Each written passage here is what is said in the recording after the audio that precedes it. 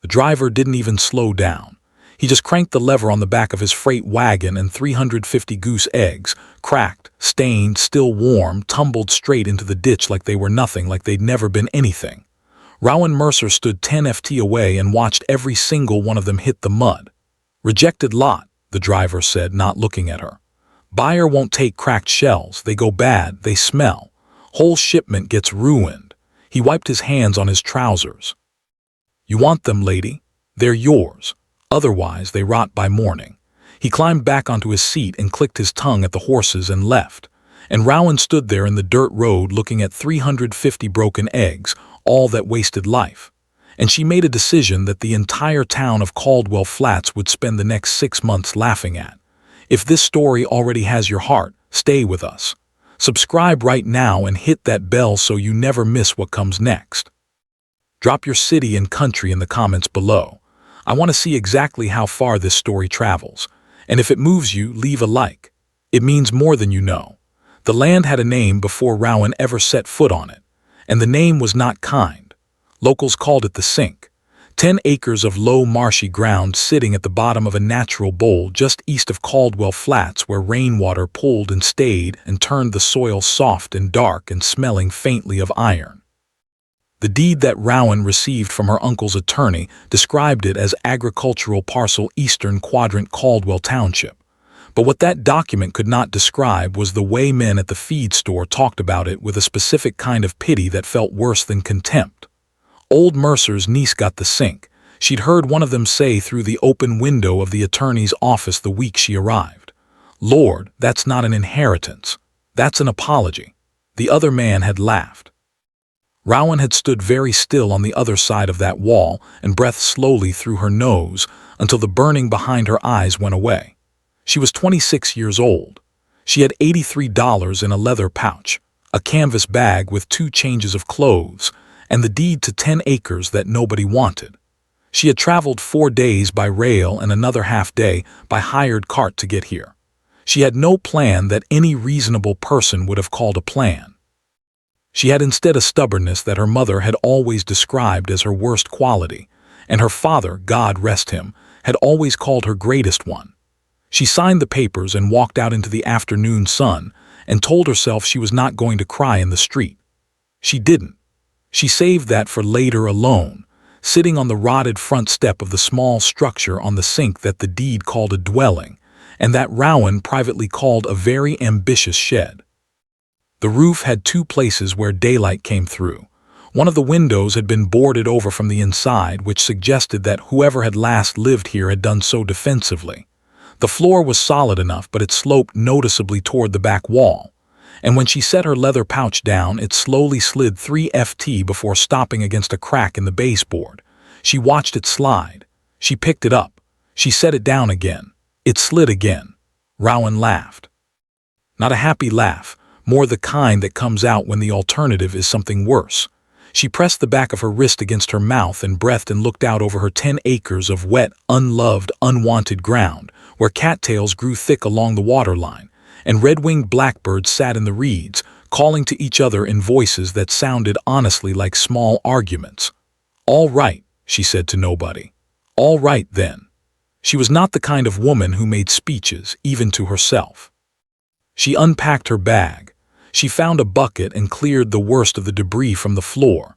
She spent her first night in Caldwell Flats, sleeping on top of her canvas bag because the bed frame was missing 2 legs. And in the morning she got up and went to introduce herself to the town. Caldwell Flats was not a cruel place exactly. It was just a practical one.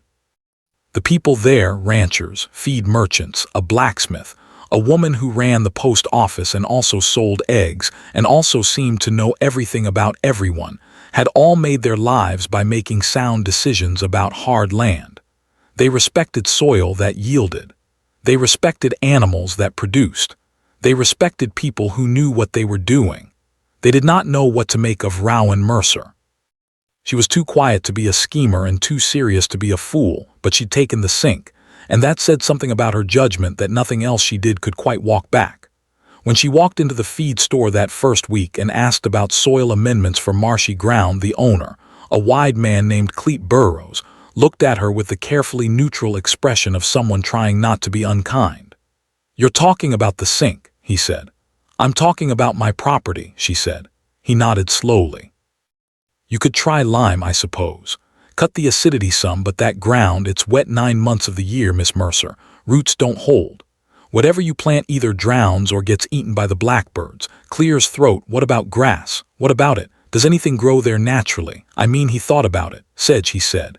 "Reeds, cattails, some water grass along the edges. It's not nothing, it's not farming land." "No," Rowan agreed, "it's not." She bought what she could afford. Lime, a small amount of seed, some basic tools, and carried everything back to the sink herself because she couldn't afford to hire the cart twice. She had been there 3 weeks when she met Matias Vulkar. He appeared one morning at the edge of her property line, a short, broad man in his 70s, with a white beard that grew unevenly and eyes that were pale blue and alert in a way that made him look perpetually surprised by something. He was standing in the sedge, perfectly still, watching the marsh. Rowan watched him watching the marsh for about 2 minutes before she walked over. "Can I help you?" she said. He didn't startle, he'd heard her coming.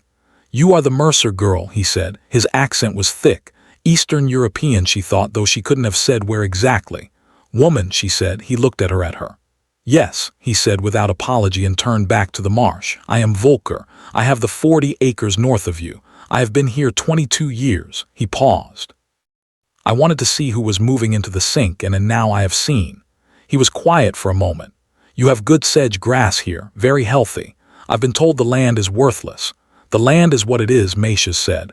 "Worthless is what people call things they don't understand how to use." Rowan looked at him. He was still watching the marsh, his hands clasped behind his back. "You have geese," she said. She'd seen them on his property, big gray birds moving in loose formations through the grass. "I have geese," he agreed. "Do they do well here, in this kind of ground?" He turned to look at her then, fully for the first time. Something shifted in his expression. Not quite a smile, but a recognition of some kind, like he was recalculating something about her. "Come," he said, and walked toward his fence line. She followed him. Matias Vulkar's geese were not elegant creatures.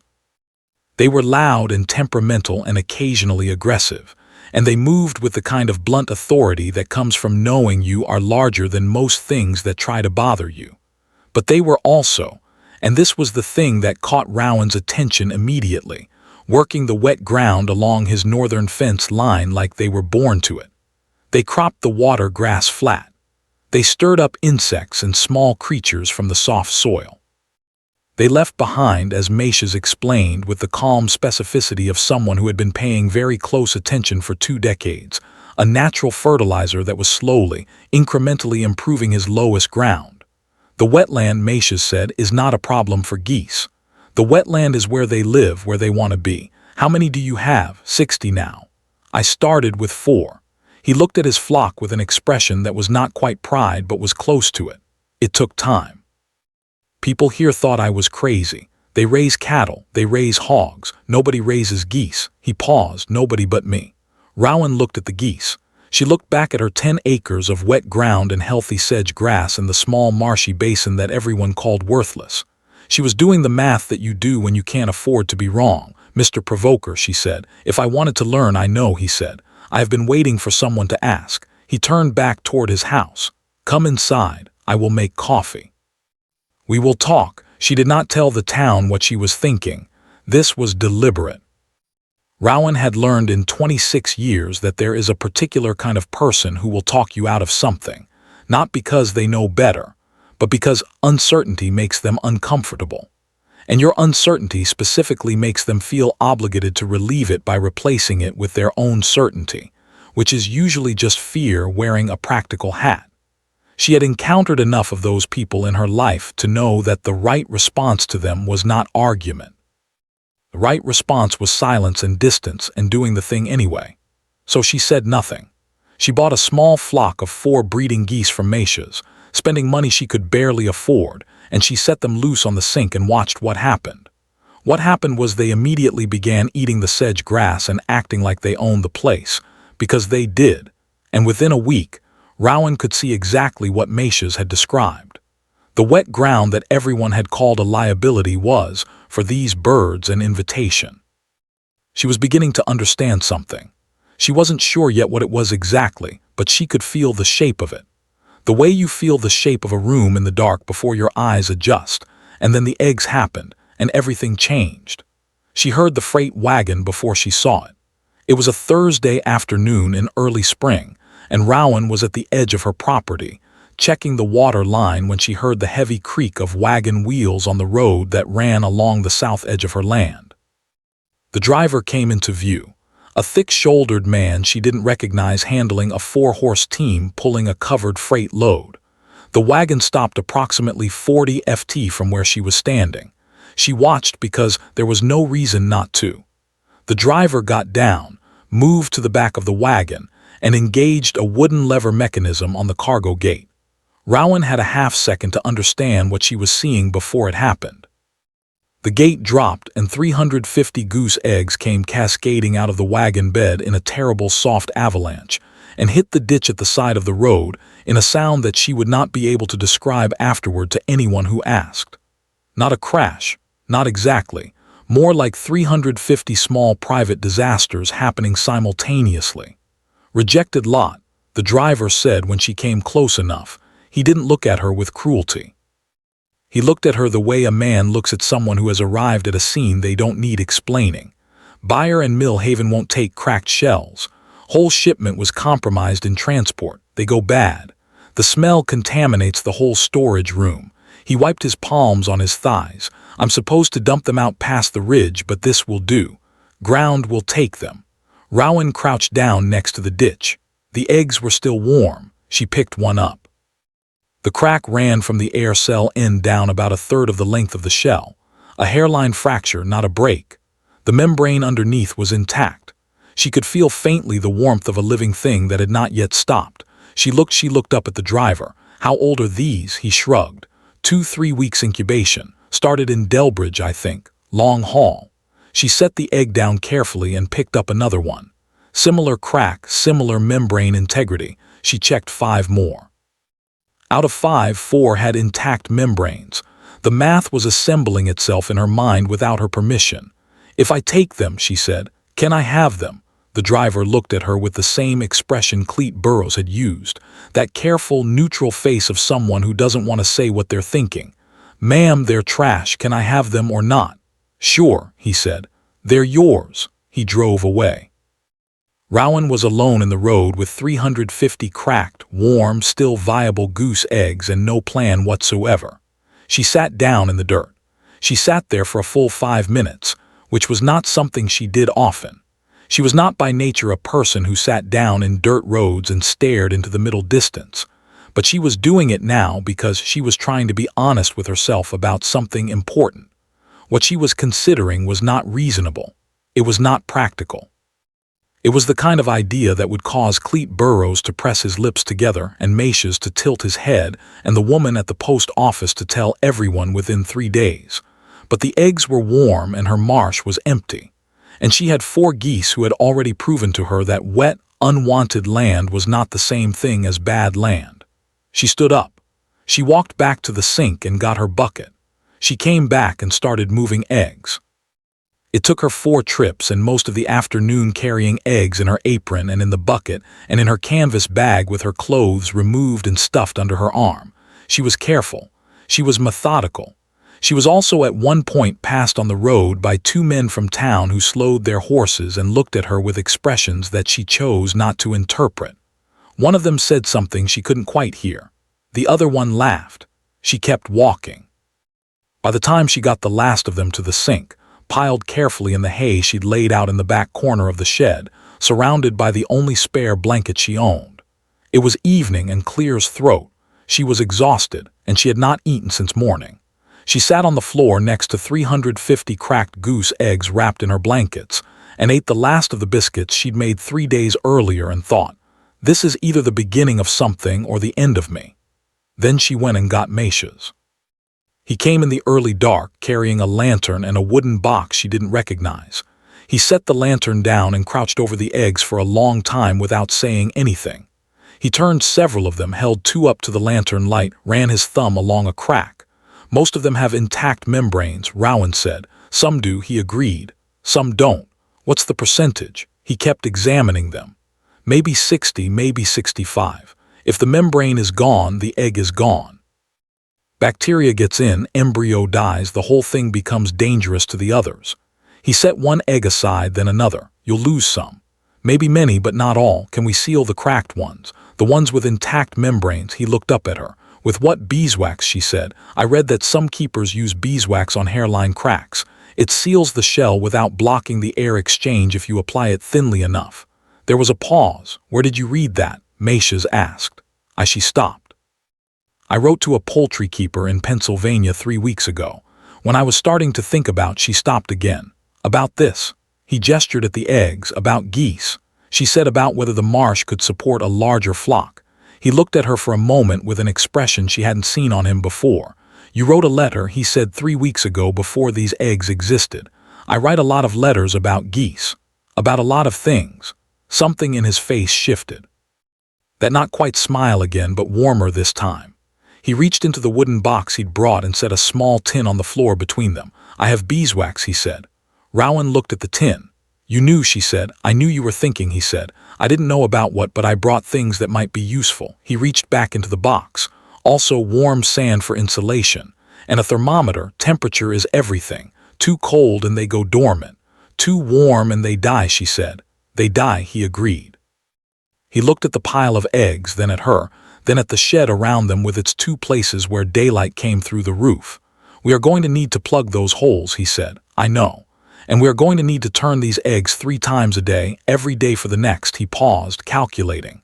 3 to 4 weeks, depending on where they are in development. I know. And we are going to need to keep the temperature consistent through the night, which means I'll sleep in here, she said. He stopped. Sleep in here, she said again. With them I can manage the temperature through the night if I'm here. Matias was quiet for a moment. Then he said carefully, Miss Mercer, it is April. The nights are still cold. I know, she said. I'm a practical person, Mr. Vulkar. I'll be fine. He looked at her for a long moment with those pale, alert eyes. Then he nodded once and reached back into his box. I also brought extra wool blankets, he said. For the eggs, but they're enough for a person too, I think. Thank you, Rowan said. They worked through the night, checking membranes by lantern light, and sealing hairline cracks with thin, careful applications of beeswax, and setting the viable eggs in warm sand and pulling the bad ones aside without sentiment. By the time the first gray light started coming through the patched roof holes, they had sorted through all 350 eggs and saved, by Matias's careful count, 218. He wrote the number in a small notebook he'd brought. Rowan looked at it. 218 broken eggs that the world had thrown away. 218 chances that a freight driver had dumped in a ditch because his buyer in Mill Haven had decided they weren't worth the trouble. She thought about that buyer in Mill Haven. She thought about what he'd seen when he looked at those eggs. Not what was inside them. Not what was still alive and warm and trying, but just the cracks, just the surface, just the thing that made them inconvenient. She thought about the men on the road who had laughed.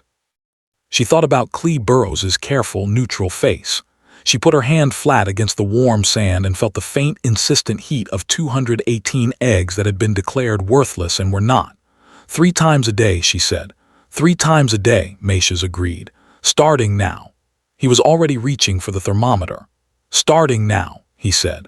The thermometer read 93 degrees at 4 in the morning and Rowan was already awake. She had not slept well. Not because the shed was cold, though it was, but because she kept waking up every hour or so with the vague, unshakable feeling that something needed checking. So she checked. She pulled back one corner of the wool blanket, held the thermometer near the sand bed, read the number, and adjusted the small tin warming pan that Matias had rigged on the second night with a length of pipe and a clay firebox no bigger than a breadloaf. It was not elegant. It was barely functional, but it held the temperature within 2 degrees of where it needed to be, and 2 degrees was livable. She tucked the blanket back and sat in the dark for a while, listening to the marsh outside. The red-winged blackbirds didn't start until dawn, but there were other sounds, frogs, and the particular sound of water moving slowly through sedge grass, and once something larger splashing at the basin edge that she decided not to think too hard about. 2 weeks in. 2 more weeks to go at minimum, maybe 3. She turned the eggs at 5:30, working by feel in the near dark, rolling each one a half turn the way Matias had showed her hands moving through the sand bed with the careful repetition of someone diffusing something. She'd gotten fast at it. First few days, she'd been so anxious about cracking something further that it took her nearly 40 minutes to turn all 218. Now she could do it in 22. She knew because she'd started counting. There were things she was getting good at that she'd never expected to be good at. She was thinking about this, about the strange skills that desperation teaches you when she heard footsteps outside the shed. She went still. The footsteps stopped at the door. There was a pause and then a knock that she recognized, 3 short, 1 long. Matias. She got up and opened the door, and he was standing there in the cold morning with a pot of actual coffee, real coffee, not the chory substitute she'd been making, and 2 tin cups and an expression that said he'd been up for hours already. Temperature, he said, 93. I adjusted it around 4:00. He nodded, satisfied, and came inside. He set the coffee down and crouched over the sandbed and did his own version of what she'd been doing. Lifting a corner of the blanket, reading the thermometer, pressing his palm against the sand. He moved 3 of the eggs slightly, which she noticed and didn't comment on. 18 days, he said. 18, she agreed. He poured the coffee. They sat on the floor, which had become normal enough by now that neither of them mentioned it, and drank in a quiet that was companionable rather than uncomfortable. Outside, the blackbirds were starting. My wife used to say, Matias said after a while, that the worst part of waiting for eggs is that you cannot hurry them. You can do everything right. You can do everything perfectly, and then you wait. He turned his cup in his hands. She said it was good practice. For what? For most of life. He drank. She was right. Usually Rowan looked at him. He didn't often mention his wife. She had gathered from small things that the woman had been gone for some years and that Matias had the particular careful quality of someone who has reorganized their life around an absence. How long were you married? She asked. 31 years. He said it plainly without the soft voice people usually used for that kind of number. She came with me from Brno. She did not speak English for the first 2 years. She learned by arguing with the men at the feed store. He almost smiled. She was not afraid of them. Was she afraid of anything? He thought about it seriously, which she appreciated. Drought, he said finally. She grew up in a place where the rains failed twice before she was 12. She never forgot it. He paused. She always said the land here was too dry even when it wasn't. Rowan held her coffee.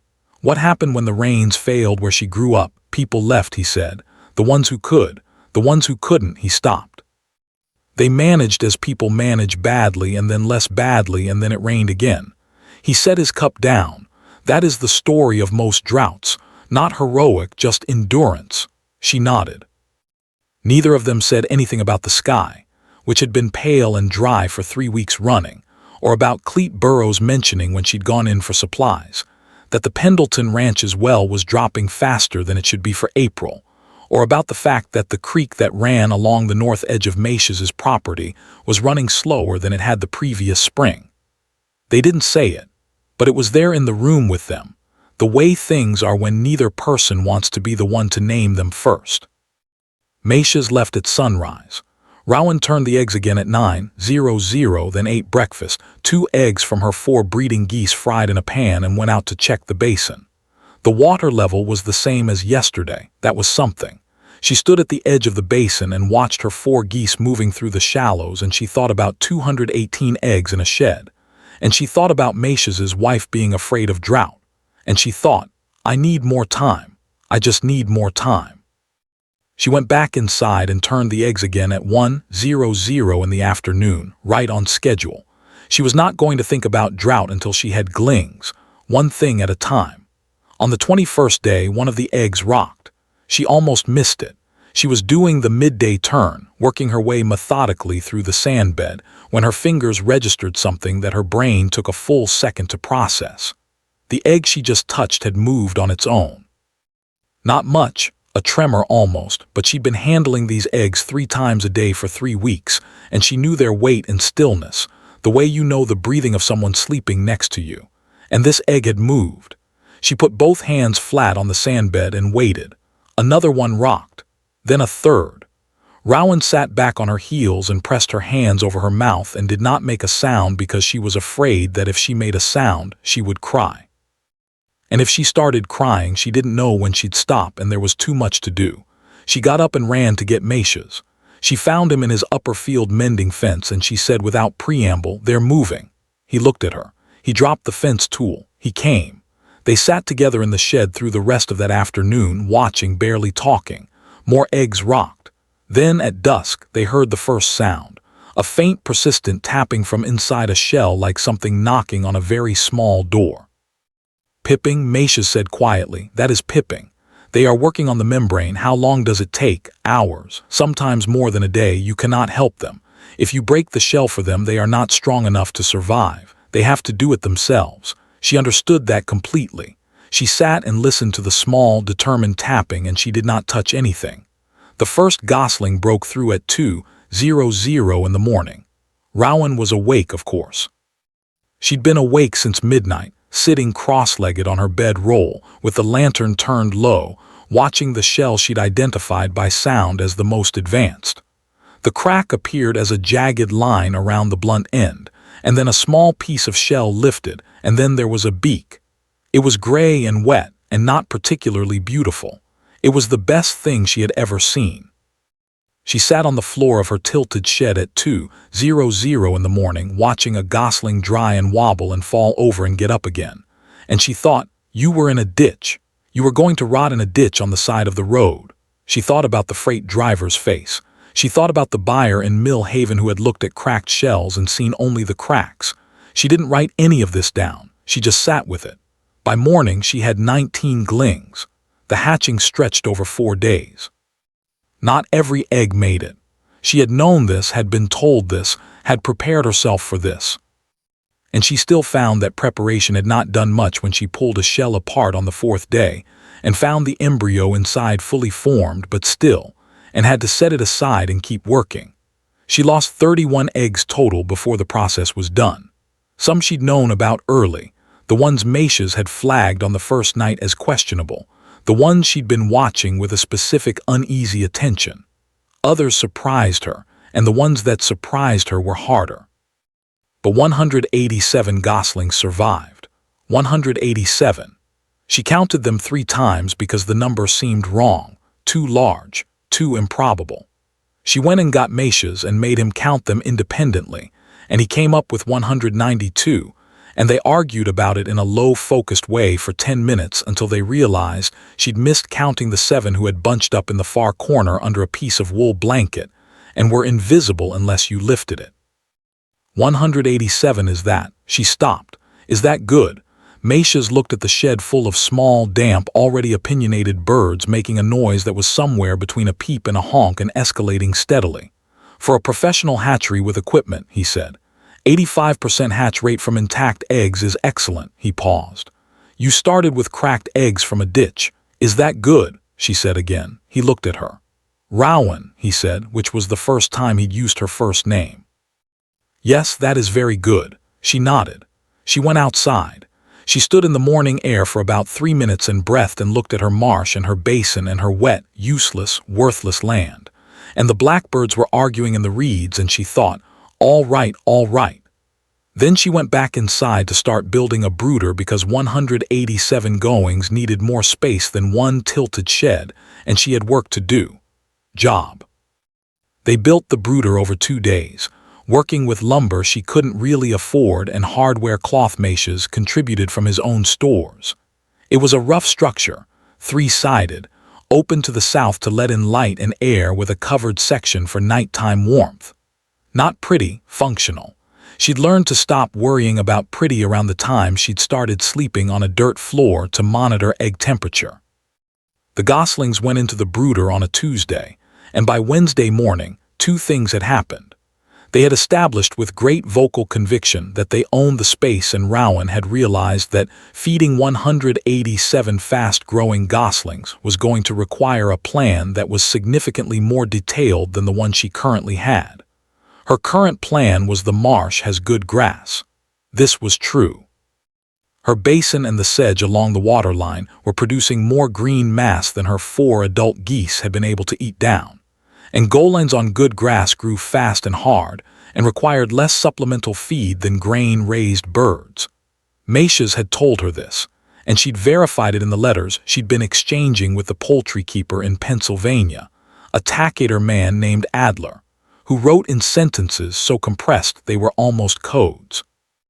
Wet past your best, supplement with grain during growth, watch for foxes, watch for hawks, watch always. She'd been following his advice since the eggs were in the sand, but even accounting for her good pasture, 187 birds, growing, gaining weight, eating constantly, were going to need more than sedge or grass and good intentions. She was working through the numbers one evening when Matias came over and sat down across from her at the table she'd built out of 2 sawhorses and a door and looked at what she was writing. "How clear's throat, much have you got?" he asked. $41, she said, after the lumber. He was quiet for a moment. "I have some grain I can spare, enough for 2, maybe 3 weeks. I can't take your grain. I'm not giving it to you," he said with a precision that stopped her. "I am lending it. When your birds are grown, you pay me back in kind. Geese for grain. It is a transaction." She looked at him. "You don't need more geese." "No," he agreed, "but I may need something else someday and you will have something to give." He picked up her pencil and wrote a number on the edge of her paper. "That is what I can spare. Come get it in the morning." She looked at the number. It was enough for 6 weeks, not 3. "Matias, morning," he said, and left. She sat at her table and looked at the number he'd written. And she thought about what it meant that the only person in Caldwell Flats who had been straightforwardly kind to her since she arrived was a 70-something immigrant who talked about his dead wife and counted geese with the seriousness of a banker. She thought about what it meant, that kindness, when it came specifically from someone who also knew what it felt like to be dismissed by a town that didn't understand you. She wrote him a receipt for the grain, signed it, and left it on his fence post in the morning when she came to collect. He never mentioned the receipt, but she found it 2 months later tucked into the wooden box he'd brought on the first night with the beeswax and the thermometer and the extra blankets which he had clearly saved. May turned toward June, and the golings were not small anymore. They were not grown either. They were in the awkward middle phase that Matias called the ugly stretch, where the down was coming out and the real feathers hadn't come in evenly yet, and they moved in a loose, opinionated mass around the marsh with the energy of something that has just discovered. It has legs and is intensely committed to using them at all times. They were loud. They were stubborn. 3 of them had developed the habit of standing at the edge of the basin and honking at their own reflections in the water with a focus and regularity that Rowan found baffling and Matias found hilarious. "They think it is another goose," he said, watching them one afternoon from the fence. "They've been doing it for a week," she said. "Don't you think they'd figure it out?" "You would think," he agreed with the tone of someone who has spent decades watching geese and has stopped expecting them to be logical. The birds were growing, and the grass was growing with them, and the basin was full, and the sedge was lush, and Rowan's 10 acres of worthless land was.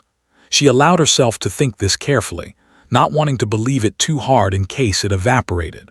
Working the things she had seen only as a shape in the dark was becoming visible. Wet land that couldn't grow crops and couldn't support cattle could sustain a water pasture. Water pasture that couldn't feed cattle could feed geese. Geese that nobody in Caldwell Flats raised were, as it turned out, not in competition with anything anyone else was doing. She was occupying a gap. She was filling a space that everyone had decided was empty because they hadn't looked at it the right way. She was thinking about this one morning in early June when she went to the feed store for salt, and Cleet Burrows looked at her with something she hadn't seen on his face before. Not the careful neutrality, something more complicated. "Heard your eggs hatched," he said. She put the salt on the counter, most of them. "How many birds you got out there?" She looked at him. "Why?" He put his hands on the counter. "Henderson's down to 40 cattle from 220, he said. "Pendleton sold off his whole herd 2 weeks ago. Barker's corn is done. Soil cracked so bad the roots pulled out." He paused. "We haven't had real rain in 7 weeks, Miss Mercer. The creek's running about a quarter of what it should be." She knew this. She had been watching the creek level from the edge of Matias's property with the specific sick attention of someone who has something to lose. "My basin's still full," she said carefully. "I know it is," he said. "That low ground of yours it collects stays wet even when everything else." He stopped. "I'm just saying people are starting to notice that your land is the only green thing for 2 miles. She picked up the salt. "My birds are 4 months from market weight," she said. "I know," he said. She paid for the salt and left. She walked back to the sink in the early morning heat and looked at her basin and her flock, her actual flock, her 187 birds working the wet margins of her land with the casual authority of creatures exactly where they're supposed to be.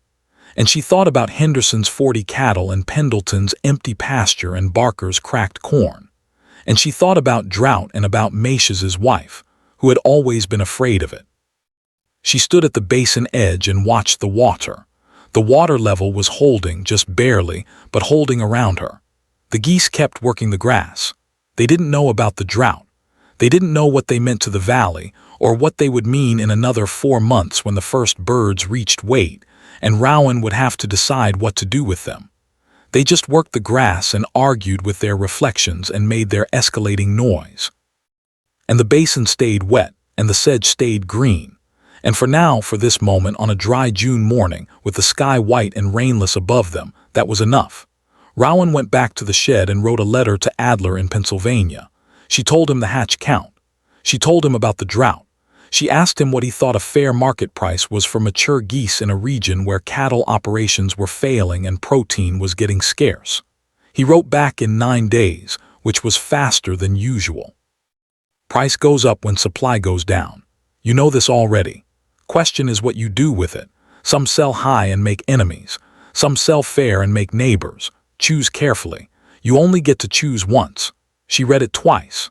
She folded it and put it with Matias's receipt in the wooden box where she kept the things she wanted to be able to find. Then she went to turn the flock and check the water level and do the 100 small, unglamorous things that keeping a living thing alive requires every single day. Whether or not you feel like it, whether or not the sky looks like rain, whether or not the town has noticed you yet. The town had noticed her. She knew that now. Clete Burrows's face had told her, and the 2 men on the road who had laughed at her in April were by June telling their wives about the woman with the geese on the sink and not laughing when they said it. She didn't know yet what they would do with that noticing. She didn't know if it would be helpful or dangerous or just another form of the complicated human behavior of paying attention to someone only after they've done something you can't ignore. What she knew was this. Her birds were alive. Her basin was wet. Her land was green. And in 4 months she would have 187 geese at full market weight in a valley that was running out of everything else. She turned the flock. She checked the water. She started planning. The first sign of what was coming didn't arrive on horseback or by letter or with any of the dramatic warnings that stories like to provide.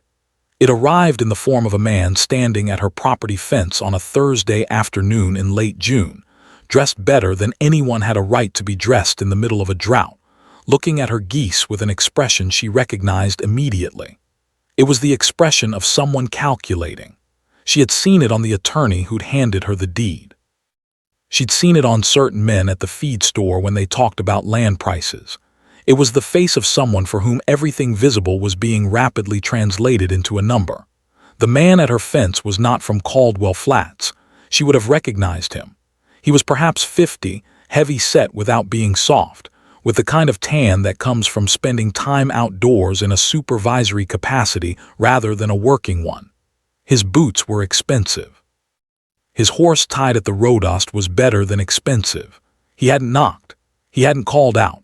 He was just standing at her fence looking. She walked toward him without hurrying. "This is private property," she said when she was close enough. He looked at her with the mild surprise of someone not accustomed to being spoken to that way by someone who looked like her. Then he rearranged his face into something more agreeable and extended a hand over the fence. "Gideon Blackwell," he said, "I have interest in the Mill Haven Livestock Exchange and several ranching operations in the Southern Valley." He paused. "I've been hearing about your flock." She did not take his hand. "Miss Mercer," she said, "this is private property, Mr. Blackwell. "You're welcome to come back when you have an appointment." His agreeable expression held, but something behind it recalibrated. He was not a man who heard the word appointment from women on failed land. "Of course," he said pleasantly. "I'll do that." He walked back to his horse without urgency. He didn't look back. She stood at the fence and watched him ride away toward the Caldwell Flats road, and she felt the particular cold of a situation she didn't yet understand but recognized as serious. She went inside and wrote the date in her notebook, June 24th, and under it, one word, Blackwell. She did not know yet what that name was going to cost her, but she wrote it down because she had learned from $83 and a tilted shed and a ditch full of broken eggs that the things you think are too small to matter are usually the things that matter most. She closed the notebook and went to check the water level in the basin. It had dropped another half since morning. Blackwell came back 11 days later, and this time he had an appointment. He'd sent a note through the post office. The woman who ran it, whose name was Vera Such, had handed it to Rowan with an expression that was trying very hard to be neutral and not quite succeeding. The note was written on heavy cream paper and said simply that Mr. Gideon Blackwell of the Mill Haven Livestock Exchange wished to call on Miss Mercer at her convenience regarding a business matter of potential mutual benefit. It was the kind of language that sounded polite and meant nothing. She wrote back and told him 2:00 on Saturday. She told Matias, who came over Friday evening and sat at her sours table and drank her chori coffee and said very little for a long time. "You know who he is," he said finally. "I know he has interests in the livestock exchange and ranching operations in the Southern Valley. That is what he says he has." Matias set his cup down. "What he has is money and the habit of buying things before other people realize they're worth buying." He paused. "He bought the Kellerman property 3 years ago. The family needed cash. Though the land looked poor, he paid them low. 2 months later, he sold the mineral rights for 4 times what he paid for the whole parcel." Rowan looked at her notebook where Blackwell was still written alone under the date of June 24th. "Does he do that often? Often enough that people in the Southern Valley know to be careful." Matias folded his hands on the table. "He is not a violent man. He is a patient one. Those are sometimes harder to deal with." She thought about that. "I'm not selling, I know you're not." He picked up his cup. "But he doesn't know that yet, and how you tell him matters." She had not thought about this part. She had been so busy thinking about the drought and the basin level and the supplemental feeding schedule and the market price per bird that she had not spent much time thinking about the specific mechanics of telling a patient, wealthy, calculated man that he was not going to get what he wanted. "What would you do?" she asked. Matias was quiet for a moment. "I would listen first," he said, "all the way through. Whatever he offers, let him finish. Don't interrupt. Don't react. Just listen." He looked at her over his cup. "People like Blackwell, they practice. They have a speech prepared. The speech is designed to make you feel either flattered or pressured before you have time to think. If you let him finish, you hear the whole speech and you clear his throat, see the shape of it, and then you know where the pressure points are. And then you say no." He set the cup down clearly without explaining yourself because explanations are invitations to argue. She nodded slowly. She wrote "listen" first in the margin of her notebook, then crossed it out because it seemed obvious once it was written. "Clears throat, will he accept it?" She said the no. Matias looked at her with those pale, alert eyes. "Men like Blackwell don't accept no," he said. "They wait and they try a different way. So you say no, and then you pay attention to what comes next." She went to bed that night thinking about different ways. Blackwell arrived at 2:00 exactly, which told her something. Punctuality in men like that was a form of control. It was designed to catch you unready because the person who invited you is always slightly less prepared than they intended at the exact moment the knock comes. She was ready. She'd been ready since 1:30. She let him in and offered coffee, real coffee, because she'd traded 2 dozen eggs with Vera Such at the post office for a 1/4 pound of ground beans specifically for this occasion. And she watched him take in the shed, the tilted floor, the sours table, the wooden box in the corner that still held beeswax and a thermometer, the notebook she'd left open deliberately to a page of feeding calculations, so he could see she was someone who kept numbers. He took all of this in without commenting on it, which told her he was disciplined. He sat down across from her and accepted the coffee and said, "Miss Mercer, I want to be direct with you because I think you're a direct person." She said nothing. She let him go. "You have a flock of birds that by my best count runs close to 200 head. You have them on land that stays wet because it sits in a natural collection basin. And right now that basin is the only reliable water source within about 3 mi because we are 7 weeks into the driest summer this valley has seen in 20 years. He paused. "Your birds are going to reach market weight in September or October. At that point, you will have the only significant protein supply in a region where cattle operations have been devastated. The question isn't whether your flock is valuable, Miss Mercer. The question is whether you have the infrastructure to turn that value into income before it evaporates." She listened. She kept her face still. "What I'm proposing," he continued, "is a purchase agreement. I buy the flock at a price that reflects current market conditions which are favorable to you. I handle transport and sale through the Millhaven Exchange, and I take a processing fee of 30%. You walk away with more money than you'd see in 3 years of trying to sell birds one at a time to struggling local families." He sat back. He was finished. She looked at him for a moment, then she said, "What's your number?" He named it. She did the math in about 4 seconds. The number was good, better than she'd expected him to open with, which meant either he was being genuinely generous or he expected her to counter, and the real number was higher. She thought about Adler's letter. Price goes up when supply goes down. She thought about what Matias had said about mineral rights in the Kellerman family. "Thank you," she said. "I'll think about it." He blinked just once, a fractional hesitation. The first unguarded thing he'd done since he sat down. He had not expected, "I'll think about it." He'd expected yes or a counter offer. "I'll think about it" gave him nothing to work with. "Of course," he said pleasantly. "I understand you'll want time." "I'll be in touch," she said and stood up. He stood. He shook her hand. She took it this time because refusing twice would tell him something she didn't want him to know yet.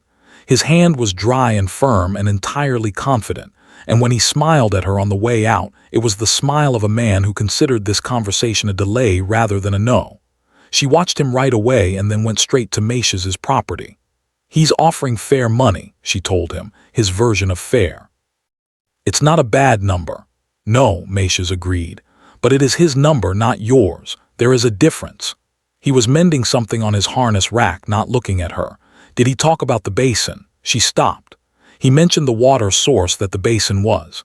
"Did he ask about the basin specifically, the drainage, the water rights?" She thought back through the conversation with the specific attention she'd been trained into by 3 months of counting eggs and measuring temperature. "He said my basin was the only reliable water source within 3 mi. Matias set the harness piece down. "The water rights on that basin," he said slowly, "are attached to the deed." "Your deed?" "Yes. Not to the land around it, just to the basin itself." She understood where he was going. "Who owns the land around it?" He looked at her. "On the eastern side, but between your property and the old Greer pasture, there is a strip of ground about 400 ft wide. It was county land, unseeded, no improvements." He paused. 6 weeks ago someone bought it. The air in the room changed. "Who?" she said, though she already felt the answer forming. "I don't know the name on the deed," Matias said carefully. "I heard it from Cleet Burrows, who heard it from the county clerk, who was not supposed to say anything." He picked up the harness piece again. "But the person who bought it is not local.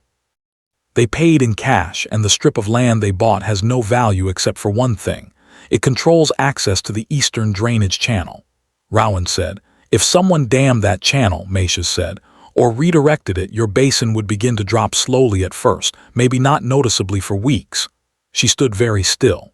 The basin level dropping 1/2 inch since June 24th, the day Blackwell had first appeared at her fence. She had assumed it was the drought. She had been watching the sky and blaming the sky. "He was here before he came to see me," she said. "He already bought the land before he made the offer." "I don't know that." Matias said, "I am telling you what I know and what is possible. I am not telling you what is certain, but it's possible." "Yes," he said, "it is possible." She sat down on an overturned bucket that was the only other seating in Matias's barn and put her hands flat on her knees and breathed. She thought about the speech Blackwell had given her about the phrase "before it evaporates." She had thought that was just language, the general evaporation of opportunity of market windows, but it wasn't general. He'd known exactly what he meant when he said it. "What do I do?" she said. It was the first time she'd asked Matias that directly without softening it into a question about geese or grain or temperature. Just, "What do I do?" He was quiet for a long moment. "You go to the county office," he said. "You look at the deed records. You find out who bought that strip." He paused. "And then you do not react. You keep your birds alive. You keep your basin full as long as you can, and you do not let him know you know. Why not? Because a man who thinks he is ahead will be patient. A man who knows he has been caught will move faster than you can respond." He picked up his needle and the harness piece. "You have 4 months until your birds reach weight. He needs you to sell before then. That means time is on your side, not his, but only if he doesn't know you figured that out." She looked at the floor of his barn. Old straw, dark wood, the particular smell of animals and age and sustained work. "He's going to try to dry me out," she said. "Maybe," Matias said, "or maybe it is coincidence." He pulled the needle through the leather, but I would not count on coincidence. She stood up. "Thank you," she said. He nodded, not looking up. She walked back to the sink in the late afternoon heat and stood at the basin edge and looked at the water level and thought about how differently a half-inch looks when you understand what might be causing it. So the county deed office was in the town of Harmer, 14 mi east of Caldwell Flats.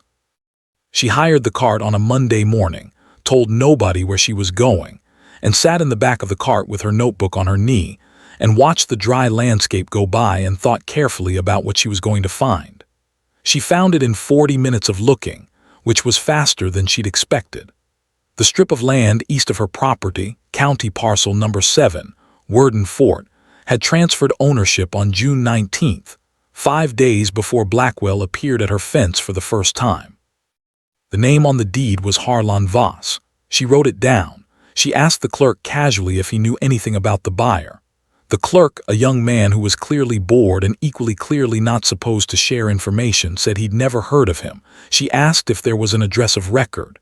There was a post office box in Mill Haven, where Blackwell had his livestock exchange. She thanked the clerk and went back to the cart. She did not go to Blackwell. She did not write him a letter. She did not react. She thought about Matias's voice, saying, "A man who knows he has been caught will move faster than you can respond." And she went home and she was very calm and she started making a different kind of plan. July arrived without rain. The valley was quieter than it should have been in summer. Quieter in the specific way of places where the ordinary background sounds, cattle moving, farm equipment. The specific working noise of land being used had stopped because the operations that made those sounds had shut down. Henderson had sold his last 40 cattle to a buyer from out of the county. Barker was in town most days now doing fence work for hire because his fields were done for the season. The Pendleton family, Rowan heard from Vera Such at the post office, had sent their 2 youngest children to stay with relatives in the east until the drought broke. Rowan's basin was down 2 in from where it had been on June 24th. She was watching it every morning now, measuring with a stick she'd marked in half-in increments and pushed into the mud at the same spot. The drop was slow and consistent. Not the dramatic loss of a diverted channel, but the slow bleed of something being incrementally reduced upstream. She couldn't prove it. She didn't have the access to the eastern drainage to check what was happening there. And she was not going to go onto land that wasn't hers and give Blackwell or Harlan Voss, whoever that was, any reason to claim she'd been trespassing. She was careful. She was methodical. And she was running calculations that she didn't share with anyone except Matias. At the current drop rate, she had approximately 9 weeks before the basin reached the level where her birds would lose reliable access to water pasture. Her birds would reach full market weight in 11 to 12 weeks.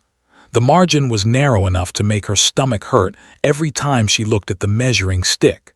She needed to sell some birds early, not all of them. Selling the full flock to Blackwell was still a last resort she wasn't willing to go near, but enough to generate cash for supplemental water if the basin dropped too fast.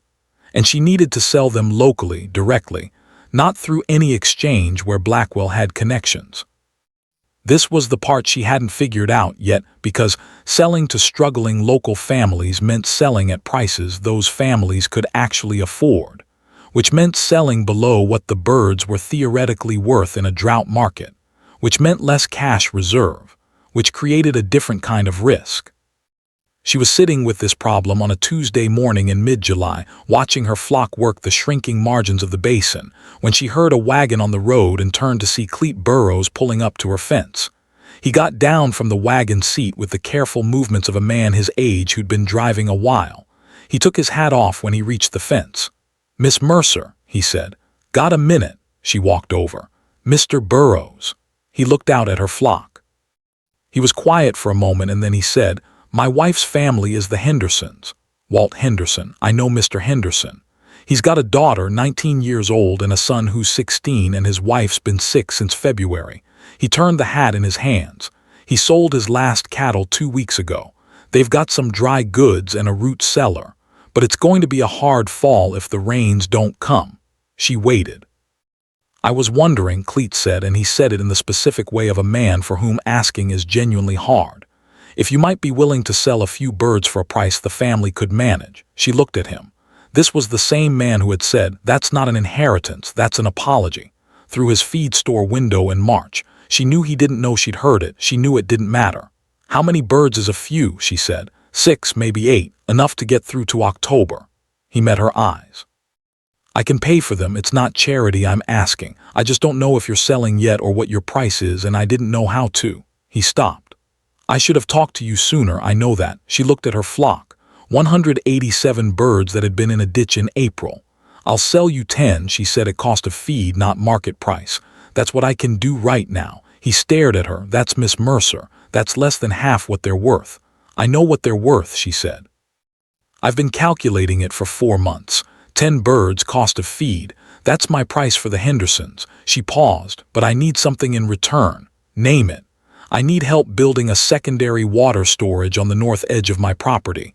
Nothing elaborate, a clay-lined catch basin, maybe 20 ft across. I need it done before August." She looked at him. "I need people who know how to work dirt."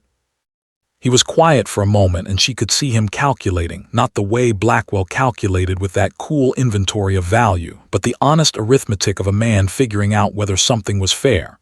"I can get you 3 men who owe me a favor," he said. "Walt Henderson included. He knows earth moving." "Then we have a deal," she said. He put his hat back on. He started to say something, stopped, then said it anyway. "Miss Mercer, I owe you an apology. When you took this land, I wasn't kind about it. I said things." He looked at the fence post. "I didn't think it would amount to anything." She looked at him steadily. "It's amounted to something," she said. "Let's go from there." He nodded. He got back on the wagon. She watched him go down the road toward town, and she thought that is what it looks like when a person decides to adjust. Not dramatic, not a speech, just a man turning his hat in his hands and saying what he should have said earlier. And accepting that there was work to do, she went inside and wrote down the deal in her notebook, then wrote down the names. Henderson, Burrows, 3 men, secondary catch basin, north edge before August.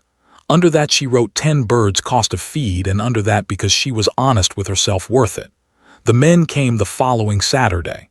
Walt Henderson and his son Cleet Burrows himself, and 2 others she didn't know. A quiet man named Pryor, and an older rancher called Dex who worked without speaking and did twice what anyone else did in a morning. They started at 6 and worked through the hottest part of the day with a determination that had nothing to do with her and everything to do with being men who were used to doing things with their hands and had been sitting idle for too long while their land dried up around them. Rowan worked alongside them. She carried clay and tamped lining and hauled water for drinking and didn't go inside when it got hot because she wasn't the kind of person who went inside when it got hot. Henderson's son, 16, tall, moving with the awkward speed of someone who hasn't finished growing into his body, worked near her for most of the afternoon. He didn't talk much, but at one point when they were both resting with their backs against the north fence and drinking water from the same bucket, he said, "How'd you get all those birds from eggs you found in a ditch?" She looked at him. He was not asking to be polite. He genuinely wanted to know. Beeswax, she said, and a thermometer and 3 weeks of not sleeping well. He thought about this, that's it. And someone who knew what they were doing to teach me. She handed him the water dipper. Most things that look impossible aren't if you can find someone who's already done it. He drank. He handed the dipper back. My dad said, "You're selling us birds cheap for now." Why? She looked at the basin, visible from where they were sitting. Because your dad needed something and I needed something, and this was the way to get both things done. She paused. That's usually how it works.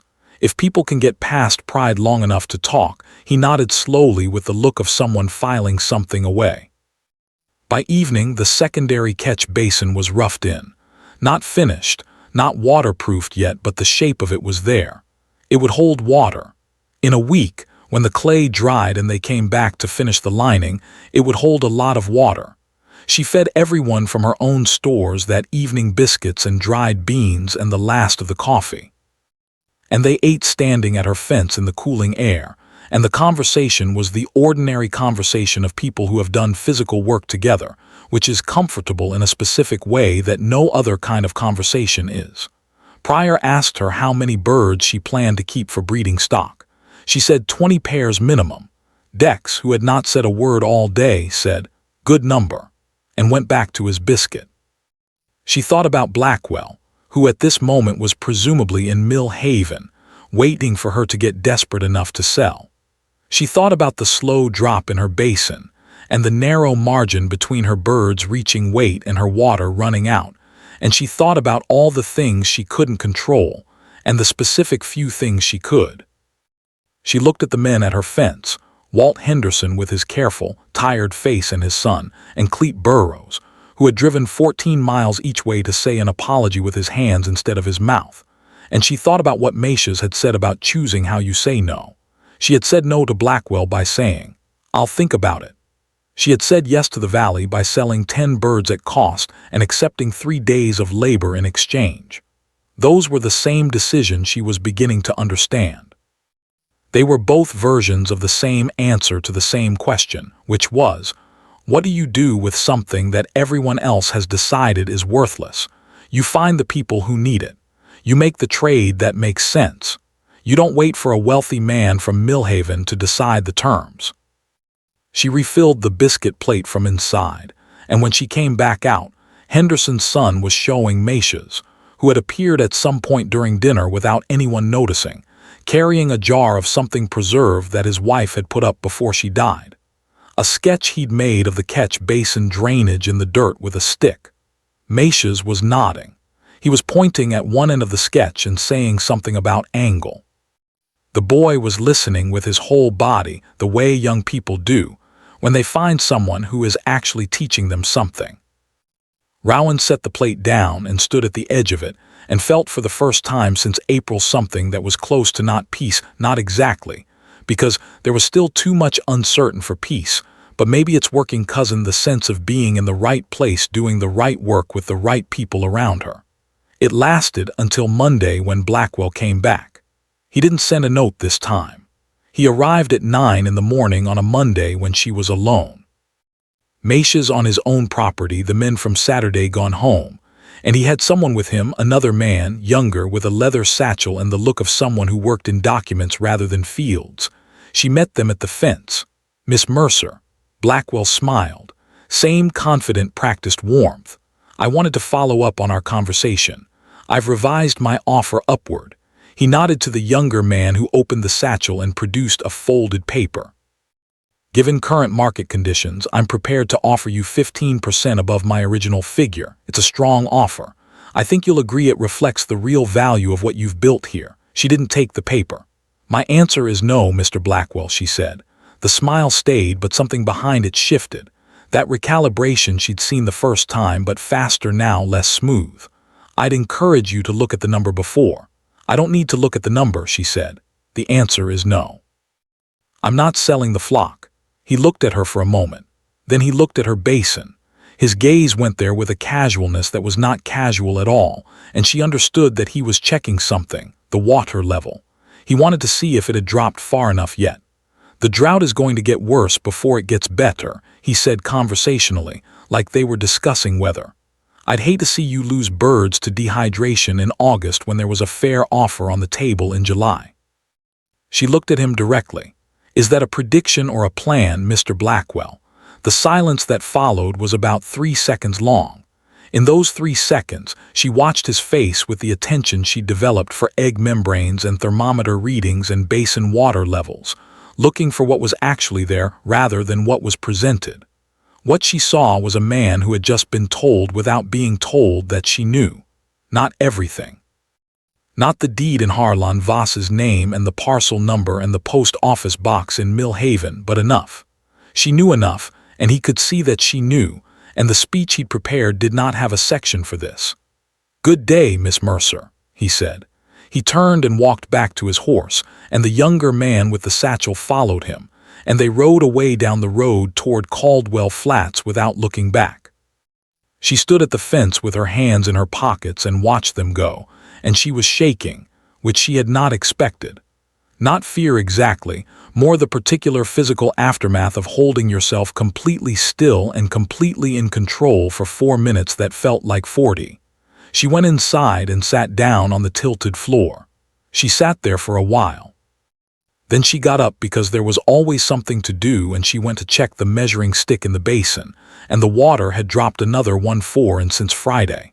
And she wrote it in her notebook, and she went to feed the flock, and the flock was loud and opinionated and entirely unconcerned with Gideon Blackwell, and that more than anything else settled her. She had not sold. She had not panicked. She had not let him see her shake. She had, she realized, done exactly what Matias had told her to do. She was going to need to figure out what came next, and she was going to need to figure it out before Blackwell did. And she had a narrow margin and a dropping clear's throat, water table and a secondary catch basin that wasn't finished yet, and 187 geese who needed 10 more weeks to reach weight. She turned the flock toward the weedest part of the basin. She started thinking. The letter arrived on a Wednesday, and it was not from Blackwell. It was from the Caldwell Township Water and Land Commission, written on official stationery in the careful impersonal language of bureaucracy. And it informed Miss Rowan Mercer that a formal complaint had been filed challenging the private designation of the water basin located on parcel 7112 eastern Caldwell Township on the grounds that said basin constituted a naturally occurring public water source, and therefore could not be exclusively controlled by a private land owner during a declared drought emergency. A hearing had been scheduled for August 14th, 3 weeks away. Her presence was requested. Her response to the complaint was required in writing within 10 days. She read it twice at the kitchen table, the real table now, 4 legs level, that Henderson's son had helped her build in July as part of an ongoing informal arrangement where he came twice a week to help with the flock, and she fed him and taught him what she knew. She read it twice and then set it down and looked at it from a slight distance. The way you look at something you want to see clearly without your own reaction getting in the way. Then she picked it up and walked to Matias's property. He was in his barn. She handed him the letter without saying anything. He read it once slowly and handed it back. Harlan Voss. He said his name is not on it. She said the complaint is anonymous, filed through the commission. Anonymous complaints to public commissions don't happen without help. Matias said they require someone who knows the process, someone who has used it before. He picked up what he'd been working on before she came. A cracked fence brace he'd been soaking in water to swell the wood back together. Blackwell has used the Water Commission before in the Southern Valley 3 years ago. He filed a public access claim on a private well that sat on land he wanted. The family sold before the hearing. Rowan felt the specific cold of a plan becoming visible all at once. The way a shape in fog resolves when you get close enough. The land purchase, the drainage restriction, the offers, the escalating offers. And now this, a legal mechanism that didn't require him to threaten her directly or offer her a penny, just tie her up in a process that would take weeks and cost her money she didn't have and create enough uncertainty that selling started to look like relief.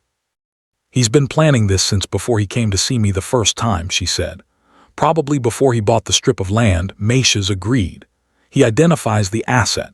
He secures the leverage. He makes the offer. If the offer fails, he applies the leverage. If the leverage fails, he set the fence brace in the water trough. He has not had leverage fail yet as far as I know. She sat down on the same overturned bucket she'd used in July because there was still no other seating in Matias's barn. What does the hearing actually mean if they rule against me? Can they take the basin? They cannot take what you own, he said carefully, but they can rule that you cannot restrict access to it. If the basin is declared a public water source, anyone can use it. Blackwell can drive his cattle onto your land. I don't have a fence on the east side. No. And if he puts cattle on your water, your flock loses its pasture, your land gets churned to mud, and your birds are finished. He paused. He does not need to take the basin. He just needs to make it unusable for you. She sat with this. Outside, she could hear her flock somewhere in the distance, that particular chorus of sound that she could now read the way she'd learned to read weather, knowing which calls meant content and which meant agitation. I need a lawyer, she said. Yes, I don't have money for a lawyer. No, he agreed. But you have something a lawyer might want. She looked at him. The man who practices in Hmer, Matias said. Abelson. He has a small farm east of town, mostly dry ground. His wife keeps a kitchen garden that she's been fighting all summer. He looked at the trough. He came to the feed store 2 weeks ago asking about water access. Cleet told me, you think he'd take birds in exchange? I think he might take birds and water access in exchange if you can offer him a reliable source for his wife's garden through the rest of the drought. He looked at her. That is worth more to some people than money right now. She thought about Adler's letter. Some sell high and make enemies. Some sell fair and make neighbors. She had been building neighbors for 2 months. Henderson Burroughs Pryor decks Henderson's son, who now came twice a week, and had started calling her flock by individual names that she pretended not to find both ridiculous and touching. She had been building a different kind of resource than the one Blackwell was trying to buy. She was going to need to find out if it was enough. Can you come with me to harm her? She Thursday, he said. I cannot go Wednesday, Thursday. She agreed. She walked back to her property and fed the flock and checked the basin fore and down from June 24th now, steady and slow and deliberate. And then she sat at her level table and wrote a list of every person in Caldwell Flats who had dealt with her directly since April, who had bought birds, who had worked on the secondary basin, who had helped her with any part of the operation, and what she had given them in return. The list was longer than she expected. She hadn't noticed it accumulating. She'd been too focused on the eggs, the temperature, the feed schedule, the basin level, Blackwell, too focused on the threats to track the other thing that had been growing alongside them. But there it was on paper, 14 names, 14 people who had exchanged something with her that was not pity and not charity, and not the complicated guilt of a community that had dismissed someone who turned out to matter, just transactions, honest ones on both sides. She looked at the list for a while. Then she started writing letters. Abelson was a short, precise man in his 60s who wore his reading glasses pushed up on his forehead, even when he wasn't reading, and who listened to Rowan's explanation of the situation, with the still focused attention of someone who has trained himself to hear what's actually being said rather than what he expects to hear. She told him everything. The deed records, the Harland-Voss parcel, the drainage calculation, the offers, the letter from the commission. She had it all organized in her notebook, which she'd brought, and she showed him the dates and the numbers without editorializing, because she wanted him to see the shape of it himself, rather than receive her interpretation of it. He saw it. She could tell by the way his jaw tightened on the date of the Voss land purchase 5 days before Blackwell's first visit and then released as he moved on to the commission letter. Anonymous complaint, he said. Yes, through the Water and Land Commission. He took his glasses off his forehead and put them on properly and read the letter again. This is a drought emergency provision. It was written for genuine public necessity. Springs, rivers, shared wells.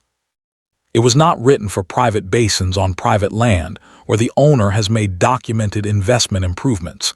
He looked up. But it has been used for exactly this purpose before. The Commission is not sophisticated enough to distinguish between the cases, and they default to access over restriction when there's political pressure. Is there political pressure here? Anyone with business connections in the Mill Haven Exchange has political connections in this county," he said with the flat matter-of-factness of someone studying geography. "The question is not whether Blackwell has influence with the commission. He probably does. The question is whether the legal record is clear enough that influence alone can't override it. Is it?" He thought for a moment. "Your deed is clean, transferred directly from my uncle. No liens, no competing claims. Surveyed and recorded. The basin is wholly within your property lines." "Yes." "The drainage channel runs from the eastern strip, the Voss parcel, into my basin, but the basin itself is entirely mine. The drainage channel." He set the letter down. "If someone has interfered with that channel, redirected or restricted it, that is potentially actionable as interference with the water." "Right. Do you have any evidence of modification?" She had been waiting for this question. She reached into her notebook and removed a folded page, a diagram she'd drawn from memory of the eastern drainage with measurements she'd taken on 2 visits to the fence line of the Voss parcel. Observations of water flow written in her notebook on specific dates starting in late June. She had not trespassed. She had observed from her own property line and from the public road. She slid the page across his desk. He studied it. He was very still in the way that meant he was thinking hard. "This shows a reduction in channel flow beginning around the last week of June," he said.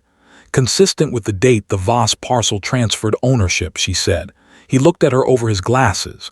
"You put this together yourself?" "I keep careful records," she said. "I learned it from managing eggs." A beat of silence, and then he made a sound that was almost a laugh. "Miss Mercer, I'll represent you at the hearing." He named a fee modest, half what she'd feared. And she named a counter-offer, half the fee in cash, half in birds and water access for his wife's kitchen garden through September. He accepted without negotiating, which told her either that the water access was worth more than she'd calculated or that he found something in the situation that appealed to him beyond the fee. She suspected it was both. On the way home, sitting in the back of his cart with Matias, while the Harmer rode unreeled behind them, she said, "He's going to win the hearing, isn't he?" Absan Matias considered this with his characteristic seriousness. "He is a good lawyer," he said, "but a good lawyer and a right case do not always win a hearing when the other side has pressure on the commission." He looked at the road. "What wins a hearing is when the commission is more afraid of the room than they are of the man filing the complaint." She stood. "I need the room." She said, "You need the room." He agreed. She thought about her list, 14 names. She thought about Henderson's son, who came twice a week and had named her Geese. She thought about Dex, who never spoke but worked twice as hard as anyone else. She thought about Vera Such at the post office, who knew everything about everyone and had been, Rowan realized now, quietly routing relevant information in her direction for months. Cleet's comments about the creek level, the Henderson family's situation, the news about Barker's failed corn, all of it through Vera, who had never once identified herself as being on Rowan's side, but whose information had consistently been useful. She got home at 4 in the afternoon and went directly to the post office. Verikuch looked up from behind her counter with an expression that was, as always, impossible to read entirely. She was a woman in her 60s with sharp eyes and the posture of someone who has spent decades deciding what to say and what to hold. "Miss Mercer," she said. "Mrs. Such," Rowan set both hands on the counter. "I have a hearing in 3 weeks, August 14th in Hmer, and I think some people in this valley might want to be there." Vera looked at her for a moment. "Might they?" she said. "I'm not asking for anything specific," Rowan said. "I'm just telling you about the hearing." She paused. "You know everything that goes on in this town. You knew about the Henderson family before I did. You knew about the Pendleton children. You know what this drought has done to people here." She looked at Vera directly. "You probably know things about Gideon Blackwell and his connection to the Water and Land Commission that I don't know yet." Something shifted in Ver's expression. Not surprised. Something more like decision. "The commission chairman," Vera said carefully, "has a brother-in-law who supplies hay to the Millhaven Livestock Exchange." She straightened a stack of envelopes that didn't need straightening. "That's public information if anyone thought to look." "Is it?" Rowan said. "The kind of thing that might matter at a public hearing," Vera said, "if someone brought it up. Someone like a well-informed member of the community." Rowan said, "Someone like that." Yes. Vera picked up her envelope stack and moved it 6 in to the left. I'll see what I can do about getting the word out that there's a hearing. People should know what's happening on that commission. It's their water, too, after all. Rowan looked at her. Thank you, Mrs. Such. I haven't done anything yet, Vera said, which was a technically accurate statement that meant the opposite of its words.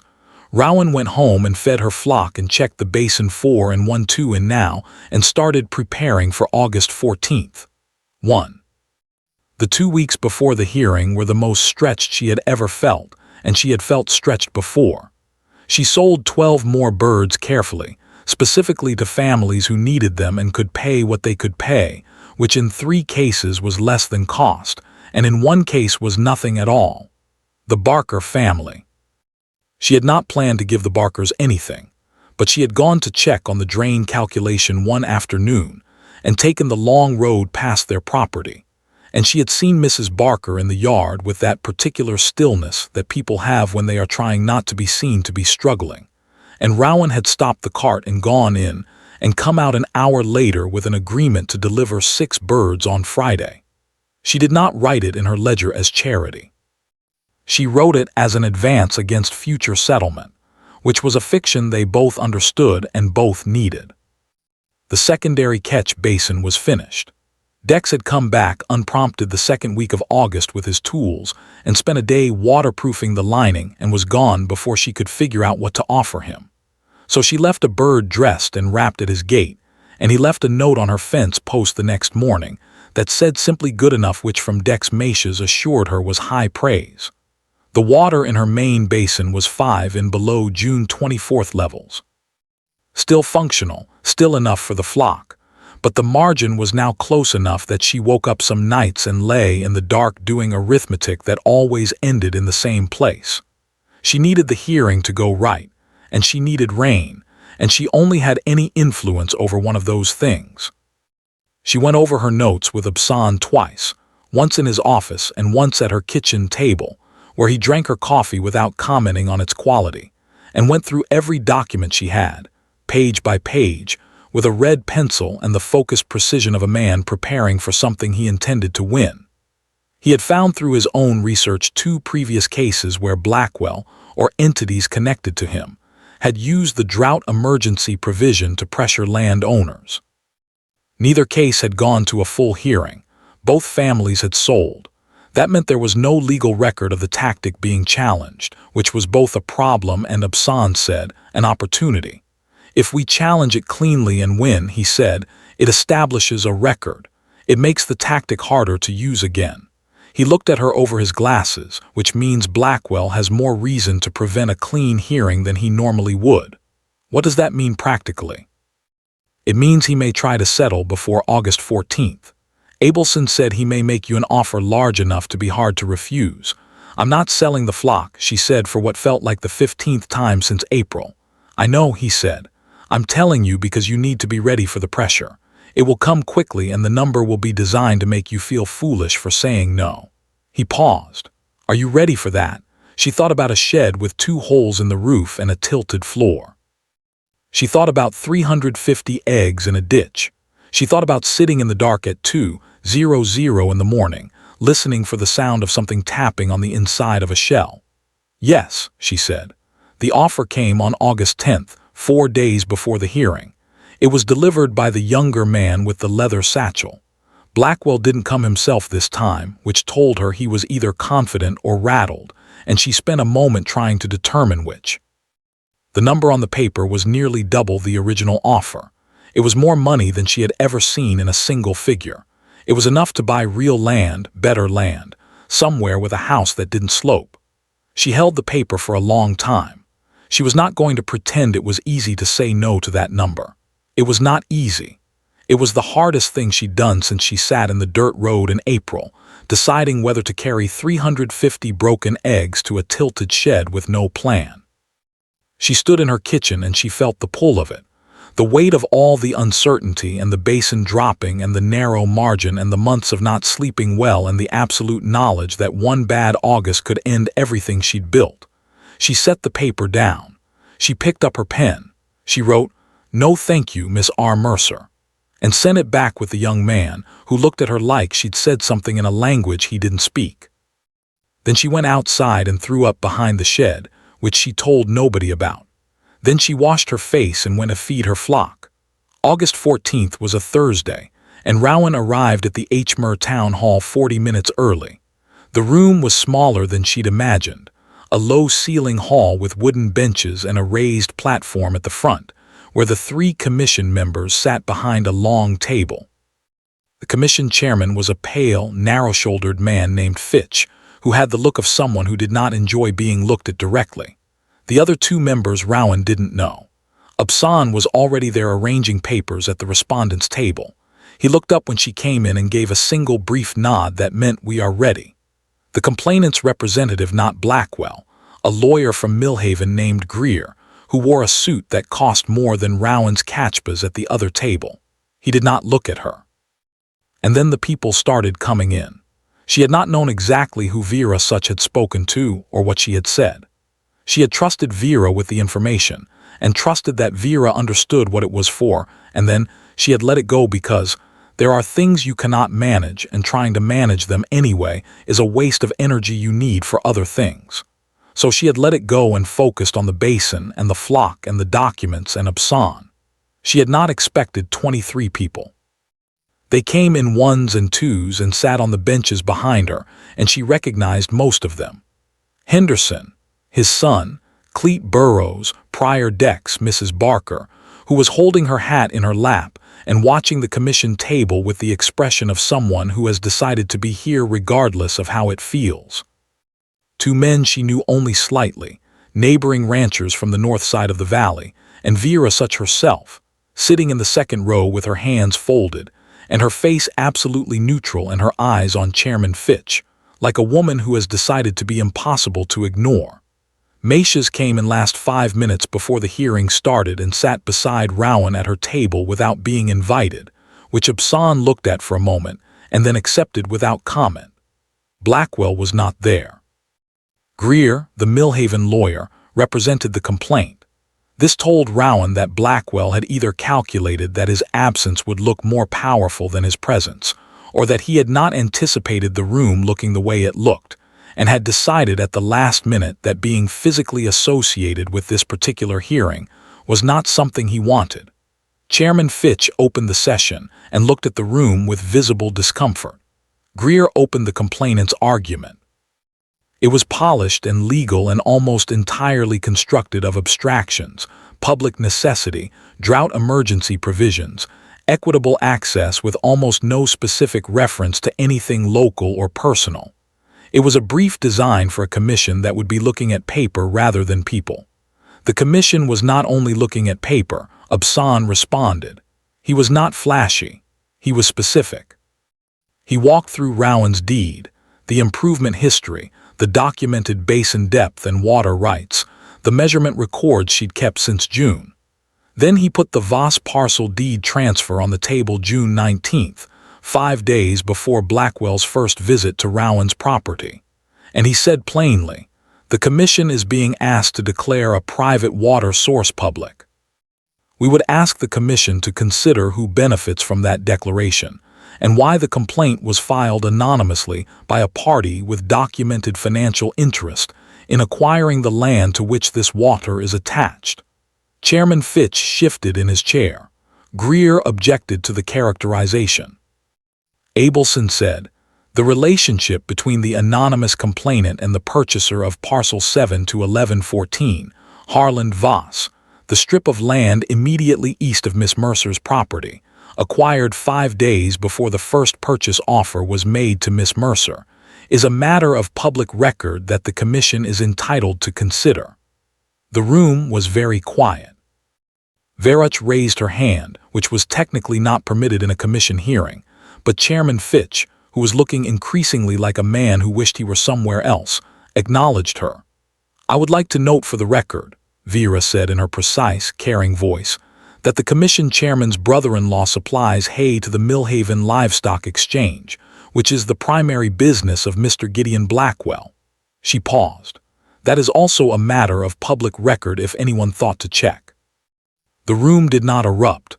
It got quieter, if anything. The specific quiet of 23 people all deciding at the same moment to pay close attention. Chairman Fitch's neck had gone red. That isn't inappropriate. Is it inaccurate? Vera asked. The silence stretched. Walt Henderson stood up without asking. He was not a tall man, but he stood like one. "I want to say," he said, addressing the commission with the deliberate manner of someone who has spent a long time deciding what he's willing to say in public, that Miss Mercer sold my family birds at cost when we had nothing left, and asked for labor in return, not charity. She fed people in this valley who were failing, her land, her water, her flock. That is what kept the eastern part of this valley from losing everything this summer." He looked at Fitch directly.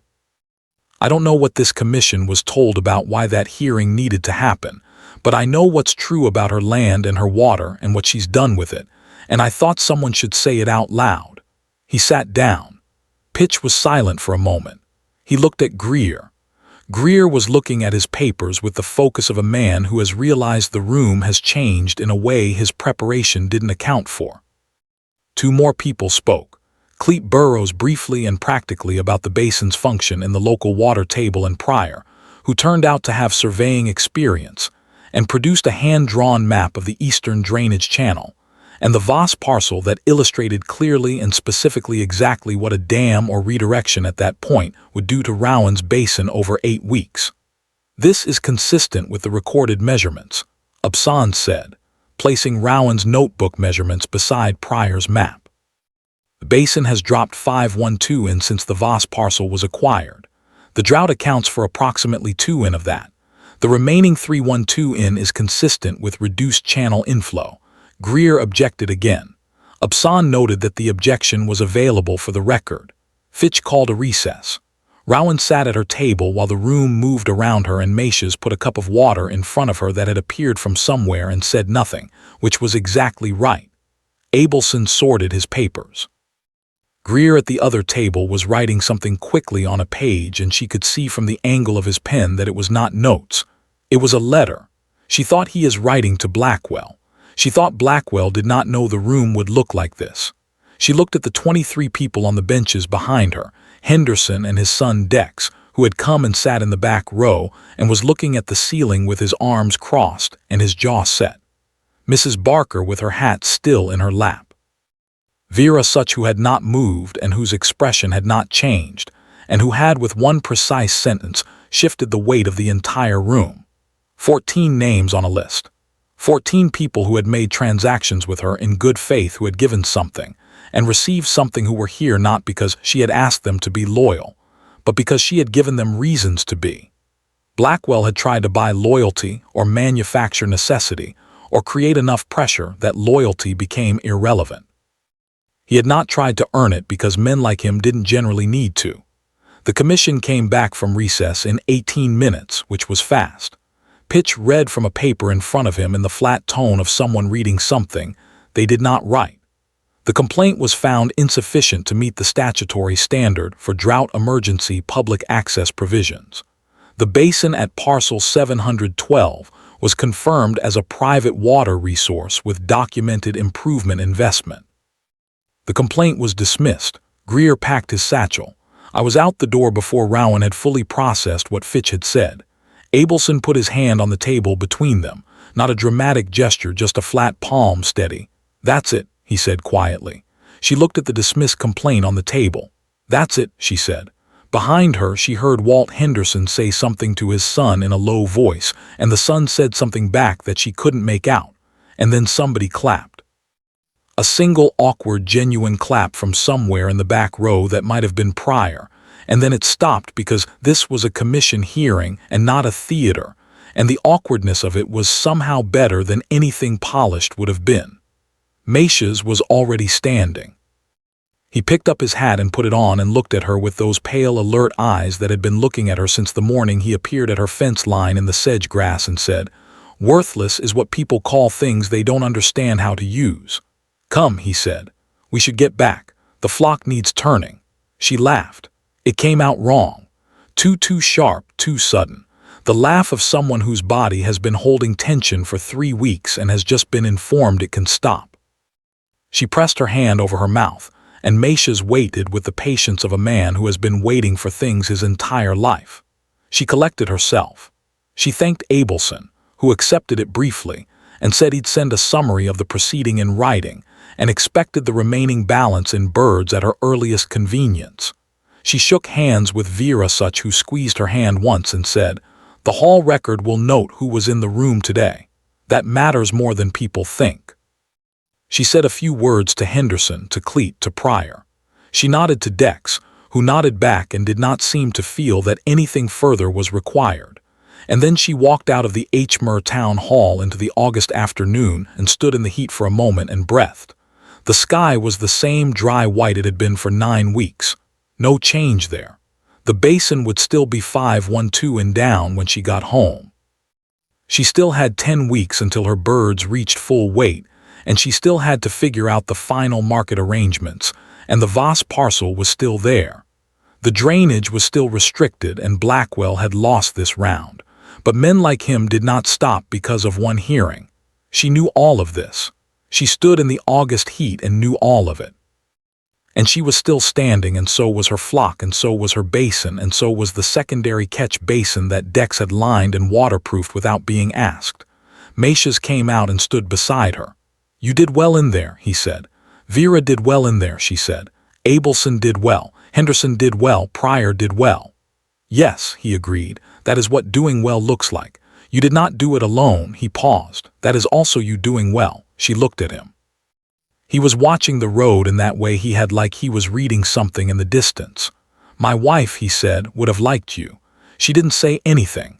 There wasn't anything to say that would be adequate, and she'd clear his throat, learned from Matias that the right response to an adequate silence was to leave it alone. They walked to the cart.